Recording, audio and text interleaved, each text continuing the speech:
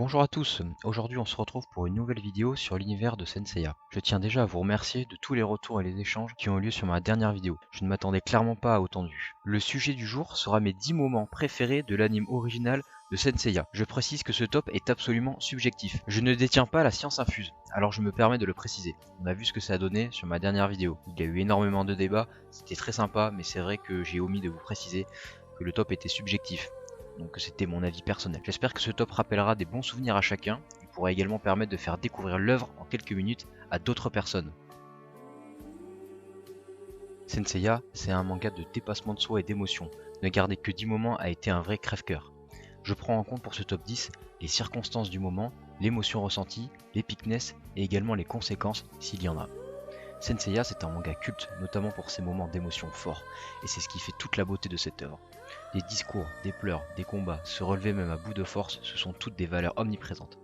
Après tout, ce qui fait qu'on apprécie une œuvre, c'est l'émotion qu'elle nous procure.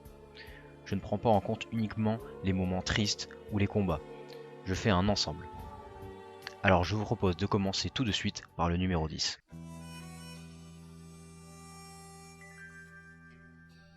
Je vais enfin parler de l'arc Asgard. Dans ma précédente vidéo, je ne l'ai pas abordé, car c'est un arc qui n'est pas canon.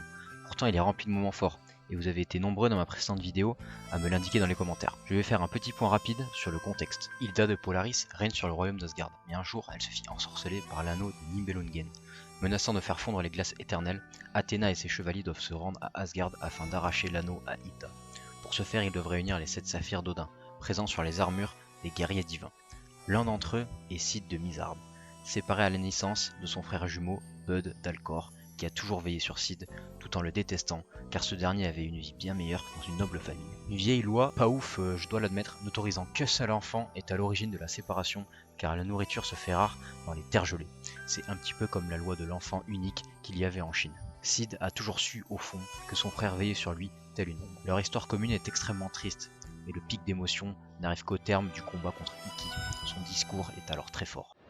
俺たち兄弟は決して幸せな星のもとに生まれたわけではなかった。バド、お前のように父や母の顔も知らず、宿命のもとに離れ離れに引き裂かれ、一時は敵と味方に分かれて戦ったことすらあったのだ。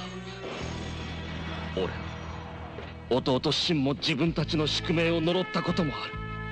だが今こうしてアテナのもとに素晴らしい友達と一つの目標に向かって戦うことができる。ただ俺たちのような不幸な星のもとに生まれた兄弟でもいつか平和に暮らせる世の中が来ることを信じて、そのために俺たち兄弟は力を合わせて戦う。この世でたった一人の弟を妬み憎み、それで得た勝利など何になる。 Depuis le début du combat, Bud fait croire qu'il veut voir son frère mourir pour prendre sa place, mais au fond, il n'en est rien. Il l'a sauvé alors que Shun allait l'achever. Ikki est sur le point d'achever Bud, mais Cid le tient et demande à son frère de les tuer tous les deux. Cependant, Bud n'y arrive pas. Et c'est pour cette scène que j'ai choisi ce moment. なぜだ、なぜあれほど憎んだ人を。兄弟だからか、血のつながりがそうさせたのか。教えてくれ、フェニックス。この世には憎み合い殺し合うことが絶えずある。親子であっても兄弟であっても。だがまだ汚れを知らぬ頃、子は親を慕い、兄弟は互いに信じ合っていた。そしていつしか運命のいたずらによって互いに憎み合い殺し合うようになった時でも、誰しもかつて愛し合い信じ合った頃を忘れてはいない。今もそうありたいと願っているはずだ。ましてこの世に二人っきりの兄弟ならばなおさら。フェニックス、お前は不幸な宿命のもとに生まれた兄弟でも幸せに暮らせる世の中が来ることを信じて戦うと言ったな。その言葉、このバドも信じてみたくなった。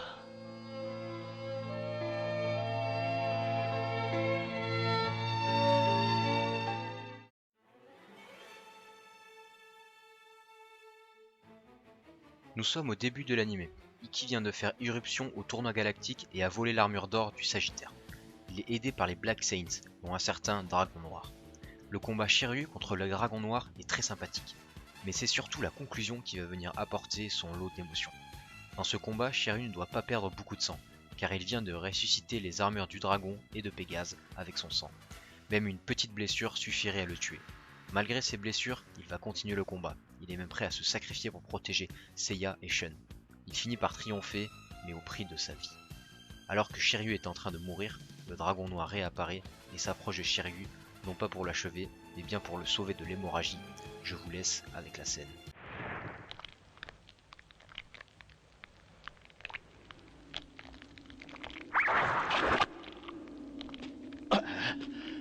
今血止めの急所と言われる心黄点をついた。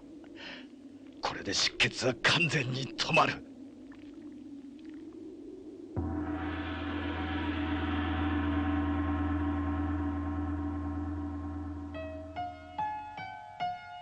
なぜ俺の命を助けるのだ、暗黒ドラゴンよ。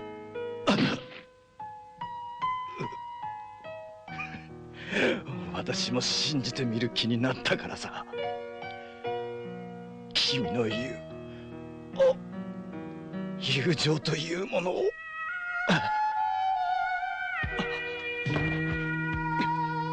おい、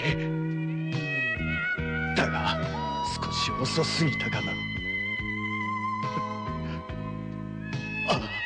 しっかりしろ、暗黒ドラゴン、しっかりしろ、しっかりしろ。Dans cette scène, presque tout y est. L'émotion, la musique, le respect et des valeurs de l'amitié.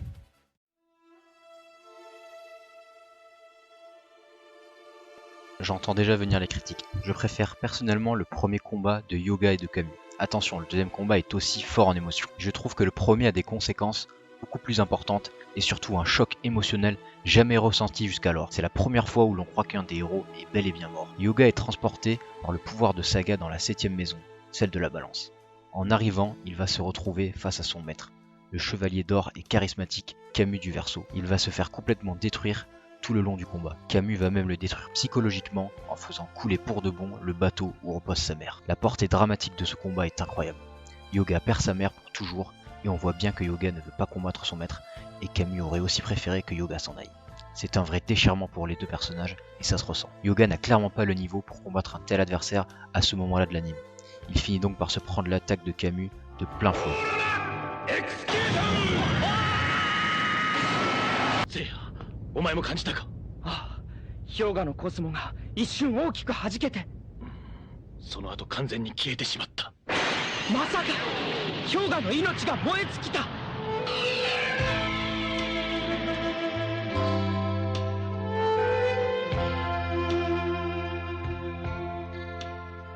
氷河のコスモが、そして第三の9の火も消えた。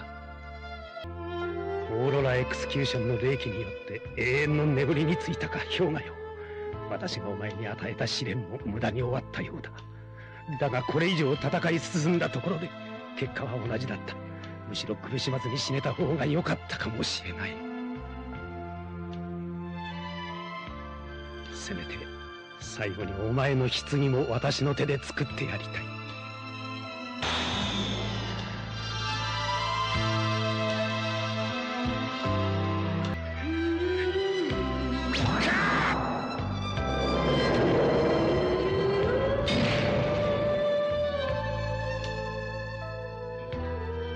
その氷の棺はいかなることがあっても解けることはない。たとえゴールドセイントが何人かかろうと砕くこともできない。氷河よ、お前の肉体は永遠にその中で朽ち果てることはない。魂は天に昇ってもこの無人の天秤級で永遠に。 Pour moi, ce moment est charnière pour l'anime. Première fois qu'on croit qu'un personnage est mort. Il va amener ensuite à la libération du cercueil avec les armes de la balance, le cosmos de Shun, le combat contre Milio, mais aussi la revanche exceptionnelle contre Camus. C'est aussi un moment important pour Hyuga car il arrive enfin à se libérer de la mort de sa mère. C'est pour toutes ces raisons que je place ce moment devant le deuxième combat de Camus et de Hyuga, car il y a beaucoup plus de conséquences.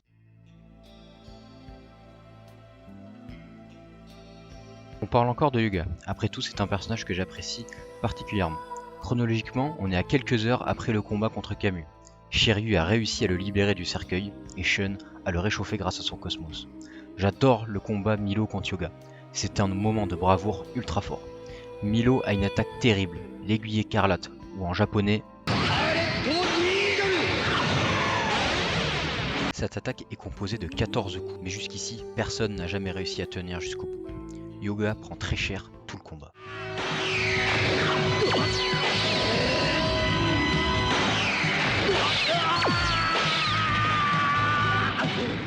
Hyuga résiste difficilement aux 14 coups, mais il tient encore debout. Cependant, Milo n'a pas utilisé le 15e coup, l'Antares, qui est fatal. Hyuga va subir l'Antares de plein fouet, mais parvint à toucher Milo. Hyuga, gisant au sol, essaie encore d'avancer. 君が望んだ通り正々堂々と戦い死ねて本望だろう。これで15の星が霊気となって俺の体に打ち込まれているとはこれはセイントにとって自分の守護星座の形はそのまま自らの急所。それは生命点。氷河はこのミロの生命点を一瞬のうちについ俺がアンタレスの一点を打ち込む間に15もの生命点をついていたのだ。さすがのゴールドクロスもオーロラサンダーアタックの霊気によって凍りついている。俺のまとっているのがゴールドクロスでなければ先に絶命していたのはむしろ俺の方。何？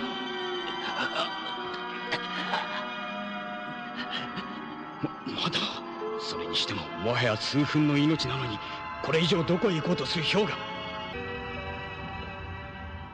氷河、君は残された数分の命までもあくまで全身のために使うのか。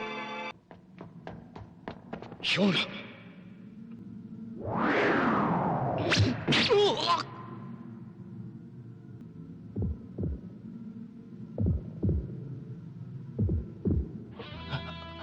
気がついたか氷河。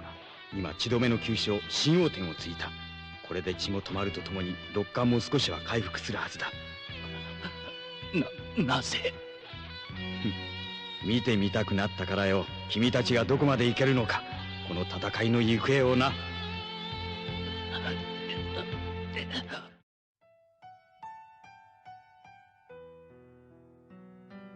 Alors là, nous sommes à la fin de l'anime. Les bronzes ont traversé les enfers et sont devant Elysion. Cependant, le mur des lamentations est impénétrable. La seule chose qui pourrait permettre de briser le mur est l'union des 12 chevaliers d'or. Ce moment est tragique. On voit une dernière fois les 12 chevaliers d'or se dire au revoir. Grâce à la volonté de leur armure, ils reviennent à la vie un instant pour détruire le mur des lamentations et mourir juste après.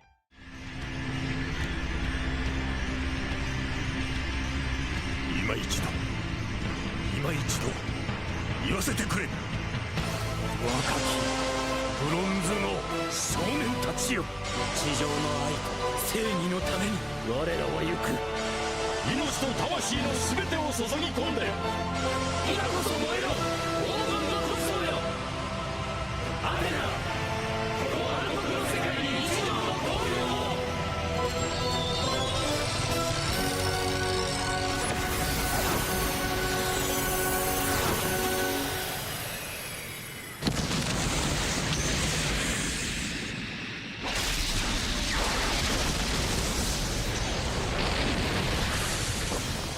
C'est un moment très fort, les chevaliers placent leur espoir dans les chevaliers de bronze pour sauver Athéna et la Terre. C'est l'apothéose et le point final de l'histoire des chevaliers d'or.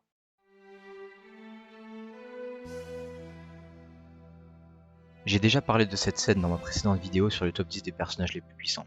J'adore Kanon, c'est vraiment un de mes personnages préférés, et cette scène tout particulièrement. Chapitre Hadès, les choses commencent à se corser à l'approche d'une nouvelle guerre sainte. Athéna va donc faire appel à un ancien ennemi, Kanon, le frère jumeau de Saga. Cependant, Milo ne voit pas ça de mon œil, car Kanon est avant tout un traître qui a réussi à duper Poséidon. Milo est un chevalier très fidèle à Athéna. Il va donc lui faire subir son châtiment de l'aiguille écarlate pour déterminer si c'est encore un traître et jusqu'où il est prêt à aller pour Athéna.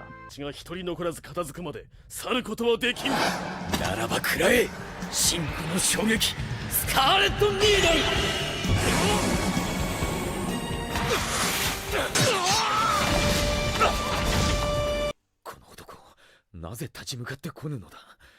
むしろ俺のスカーレット・ニードルを甘んじて受けているような。カノンのコスモからはあの最強だった兄サガと同じくらい強大な実力をひしひしと感じることができるのに、まともに戦ったらよくて互角、下手をすればこのミロの方が敗北を喫するかもしれん危惧すら覚えるのになぜだ。 J'adore de manière générale quand un méchant devient allié. J'adore Canon. Cette scène est particulièrement forte, surtout pour son dénouement. さあ行くぞ。スカーレット・ニードル最大の致命点、アンタレス。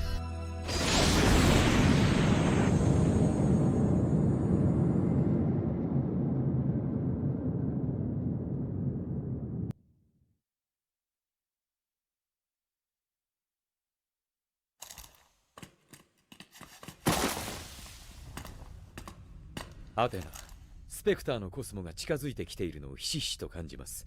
私は自分の天活球へ戻ります。失礼。待てみろ。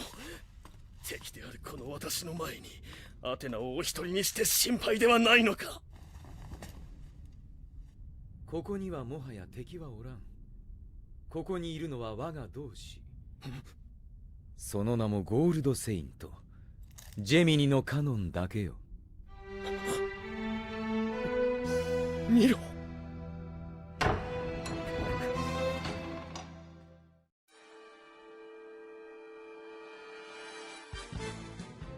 Bon, au pied du podium, j'ai choisi un moment que j'adore. C'est le premier combat entre Seiya et Radamantis. Athéna vient de mourir et Aeolia, Mu et Milo ont été jetés en enfer. Il ne reste plus que les bronzes et Seiya se retrouve à combattre un des 3 juges des enfers. Beaucoup plus puissant que lui, d'autant plus que le cosmos d'Hadès empêche les chevaliers d'Athéna de déployer leur puissance. Pegasus, 水星剣。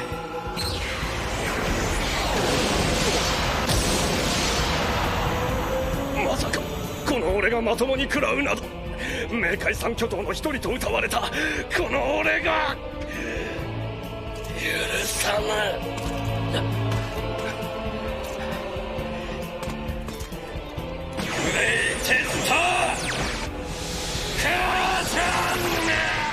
C'est alors que dans un dernier élan d'espoir et de bravoure, Seiya se surpasse. Je vous l'accorde, c'est un peu sa marque de fabrique, mais cette scène est particulièrement révélatrice. 見せてやるぜ。アテナのセイントの真の力を。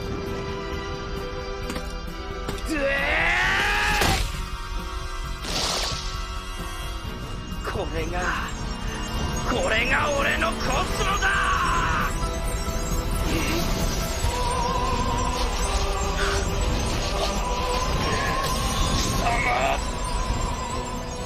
燃え上がれ、俺のコスモよ。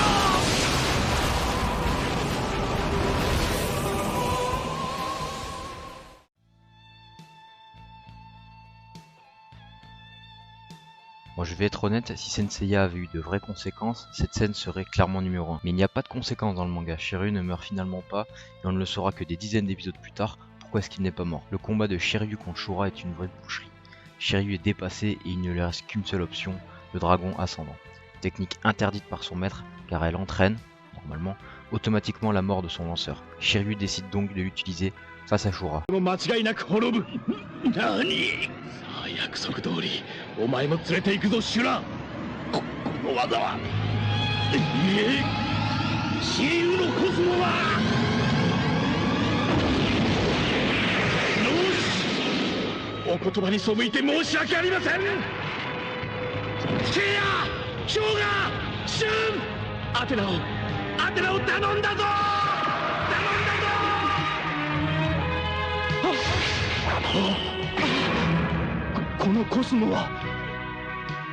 Tout est parfait dans cette scène. Shiryu est le personnage avec le plus de valeur d'amitié. Il est doté d'une grande bravoure. Il fait durant quasiment tous ses combats des énormes dingueries. Le gars il en a rien à foutre de mourir et ça se voit.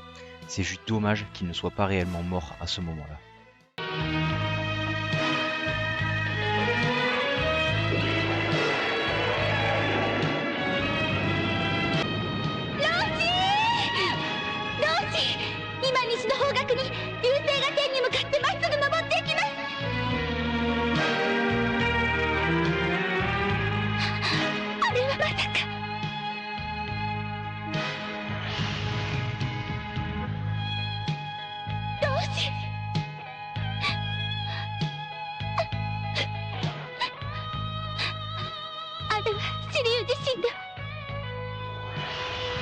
Shiryu、こういう歯を使ったか。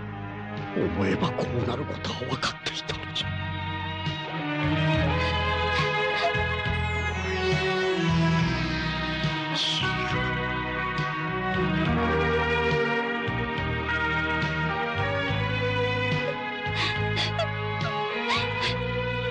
は自分のためよりも義のために生きる男。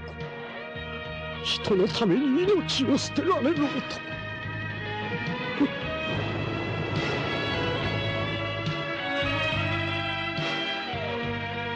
情けのためよりも義のために生きることは素晴らしい。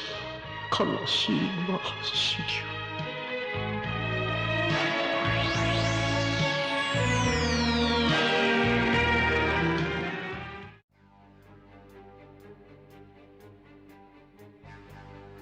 L'arc de Poséidon n'est clairement pas mon préféré, mais je dois bien reconnaître que le moment de la flèche du Sagittaire contre le dieu Poséidon est rempli d'émotions. Le cosmos des dieux est différent de celui des humains. En effet, toutes les attaques sont renvoyées. Seiya parvint à revêtir l'armure d'or du Sagittaire. Et là, on se dit que c'est bon. Avec l'armure, il va forcément gagner. Ce sentiment est évidemment renforcé par les films Senseiya. À chaque fois, il y a un Deus Ex Machina, et c'est l'armure d'or du Sagittaire qui vient sauver la situation. Et c'est souvent synonyme de victoire. Mais là, c'est différent. Rien ne fonctionne face à un dieu. Seiya va alors brandir l'arc et décocher une flèche qui sera aussi renvoyée. Cela va donner le droit à une scène mémorable d'amitié, de détermination et de bravoure, où tous les amis de Seiya sont prêts à mourir les uns pour les autres pour pouvoir sauver Athéna.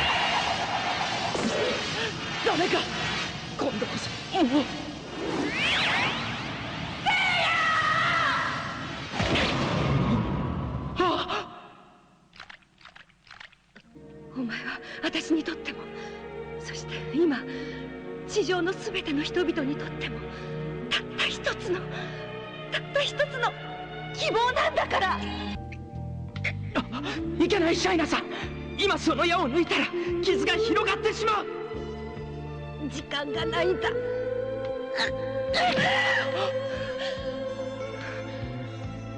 あせいや、もう一度ポセイドンへこの矢を射るんだよ。この矢がまた戻ってきたら、私がまた盾になってお前の身を守ってあげる。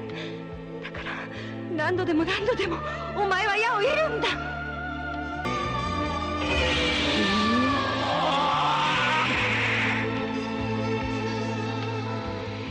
その矢を射ればまたお前のもとへ跳ね返り、その女を射抜く。今度は自分の仲間さえ射殺すか。シャイナさんの言ったように、今の俺たちにはこれしかないんだ。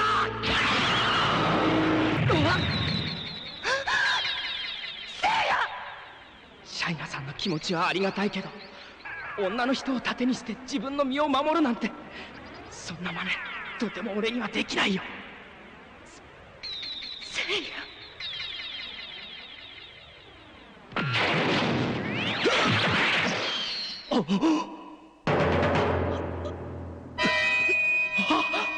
シリュウ。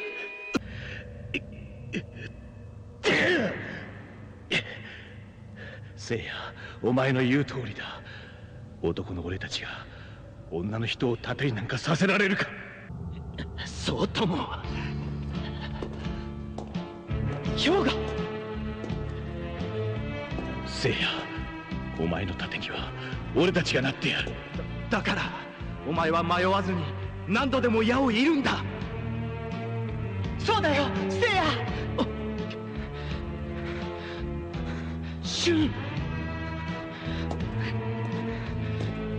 僕だっているんだから。僕だって。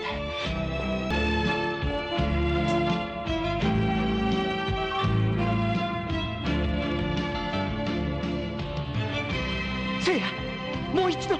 そうだ、もう一度ためらわずに撃て。せいや、断じて行えば鬼神もこれを裂くという。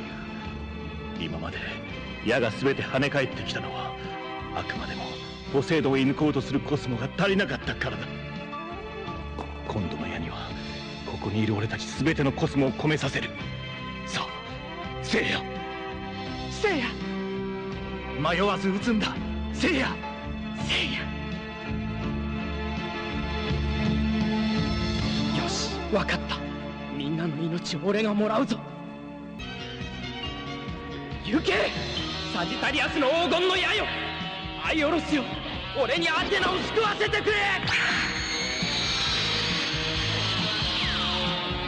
これはコスモ。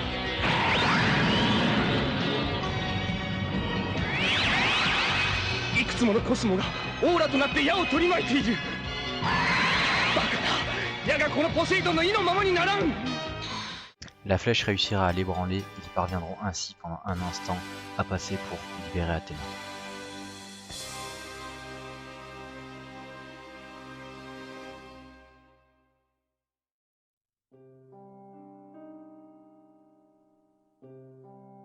Avant de passer à mon moment préféré, j'ai envie de partager avec vous quelques mentions honorables, qui auraient pu tout à fait rentrer dans ce top, mais bon voilà, je devais me limiter à un top 10.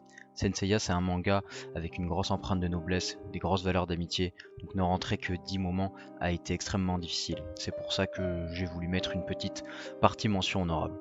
J'en ai parlé tout à l'heure, mais le deuxième combat Yoga contre Camus est vraiment sympa. J'aime beaucoup aussi le combat Shiryu contre Algol, et surtout le moment où Shiryu se crève les yeux pour pouvoir le battre. J'aurais aussi pu citer la dernière attaque de Seiya contre Saga, ou encore la mort des 3 chevaliers renégats. La mort de Cassius aussi est émouvante. Le sacrifice de Kanon est mentionnable également. Et pour finir, la mort d'Athéna, l'Athéna exclamation, ou encore Ikki face au port d'or. En bref, j'aurais pu mettre énormément de scènes. Et maintenant, place au meilleur moment selon moi.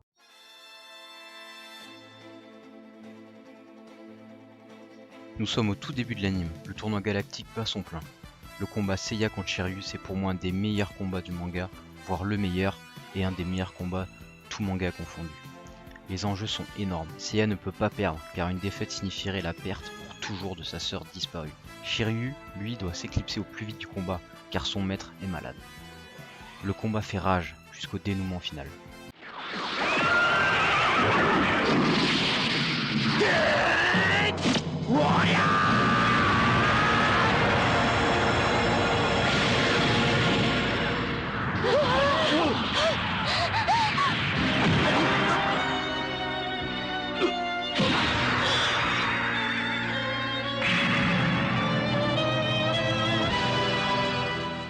Seiya est le vainqueur, mais à quel prix? Il a touché Shiryu en plein cœur, son point faible. Il est condamné à mort. Alors aux portes de la mort, Shunrai demande à Seiya de l'aider. Les médecins sont formels. Si Seiya se lève, il meurt. Le seul moyen de sauver Shiryu est de frapper dans le sens inverse, exactement à la même puissance pour relancer son cœur. Et c'est là l'essence même de Saint Seiya. Tout prend place à ce moment présent. Seiya va risquer sa vie pour Shiryu alors qu'il est à bout de force et que c'est son ennemi. 反対側から同じ力でショックを加えれば再び動き出すと。その同じ力を加えられるのはあなたしかいないんです。時間もありません。心臓が停止してから4分以内に再生させないと完全に死んでしまうんです。どうかシリを助けて。君、無茶を言うもんじゃない。彼がもう一度剣を震える状態かどうか見ればわかるだろう。彼もすぐに手当てを受けないと命が危ないんだ。気の毒だけど諦めなさい。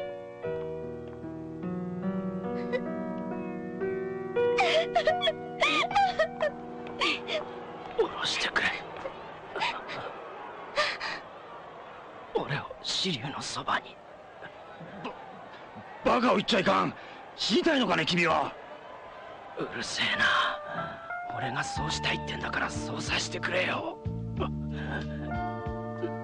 ながらこのアンドロメダも手伝います。さあ聖夜君、背中からこの竜の右拳めがけて撃ってください。チャンスは一度しかないから外さないようにしないと。慌てるなよ。ここでは距離が近すぎて助けるどころか逆にシリュウの心臓をぶち抜いてしまうぞ。もう3歩ばかり後ろに下がった方がいい。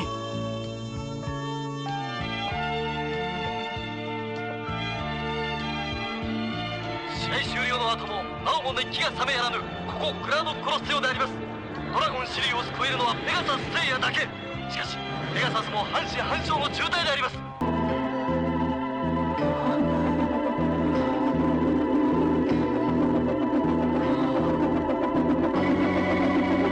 聖夜、出血多量で失神したようだ。やはり無理か。聖夜、目を覚ませ。しっかりしろ。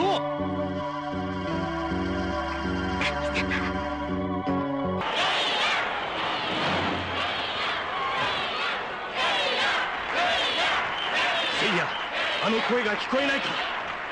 お前のコスモを爆発させろ聖夜。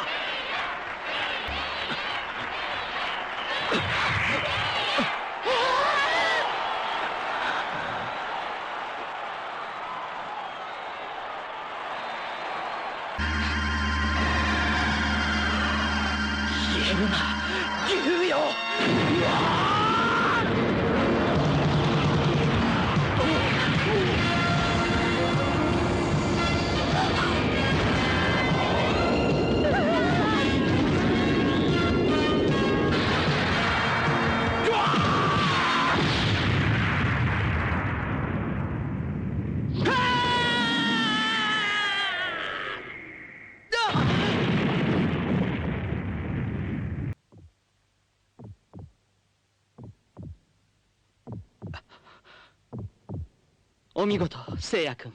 聞こえますよ、紫龍の心臓の音がはっきりとね。Pour moi, cette scène est révélatrice de l'entièreté du manga.